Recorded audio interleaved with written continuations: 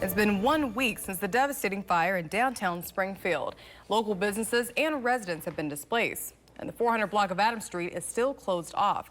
This comes as officials say that block may not be reopened for, quote, a long time.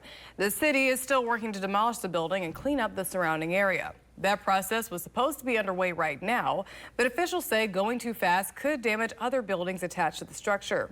Business and insurance companies have until July 4th to share their plan with the city.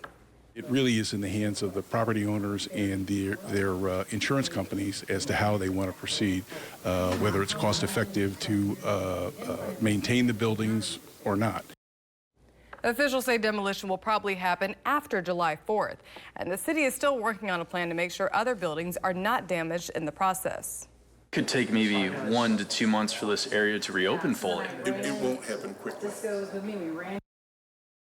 Cafe Moxo suffered severe water and smoke damage to its building, and the apartments to the right of the building were also impacted. The Illinois National Bank has opened a donation account for affected renters and business owners. So far, more than $20,000 has been raised to help with recovery efforts. Local groups partnering with Downtown Springfield Incorporated to hold funds since the fire. You can find more information on these efforts over on our website, foxillinois.com. Many downtown businesses in that area are still open, but some owners have raised concerns that the demolition process could impact their ability to bring in customers. Later in our show, we'll take a closer look at how business owners are adjusting and what we can expect over the next few days. Today marks 1 week since the devastating fire in downtown Springfield, the damage causing a massive impact on several local businesses.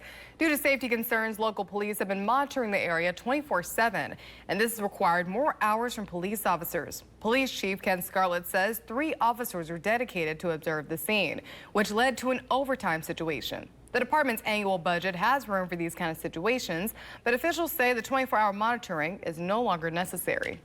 We're collapsing the perimeter. Our officers will continue to monitor that periodically throughout their shift, and obviously if something were to change to that structure that would require 24/7 presence, then we will be able to provide that in the future.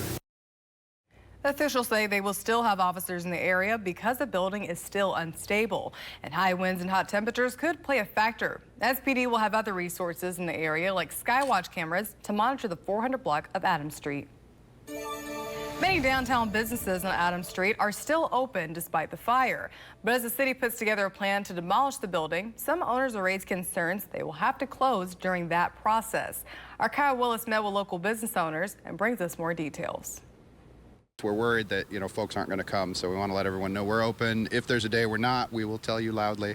Buzz Bomb Brewery co-owner Josh Flanders wants residents to know they are open for business, saying while part of 4th Street is blocked off, people shouldn't be discouraged to come in. We know that there will be days coming up when the city's doing demo and won't be able to open, but other days we are open. And we'll post about it. So for now, just assume we're open and available. Flanders is worried, however, that they will lose foot traffic when they are eventually asked to close for the demolition. But right now, they are offering their support to the local businesses impacted. We're doing our best to support the businesses that are closed, and we just need everyone else to help support the businesses that are open, and we can keep our friends going and get everybody back, and hopefully stronger than ever. Resource One COO Chris Davis says his business is on the corner of 4th and Adams Street, saying while he wasn't directly impacted by the fire, demolition may delay freight semi-trucks from delivering to his business. We are being affected potentially by access issues, so if and when the demolition shuts down 4th, we may have issues getting our semis into our lot. Davis's business relies heavily on the access to semi-truck deliveries, saying as a furniture dealership, they need deliveries in order to service other businesses. He says they have been allowing affected businesses to use their office for storage. We're trying to be involved. We've offered the use of our warehouse for storage of anything they need to get removed. We're here to help any way we can.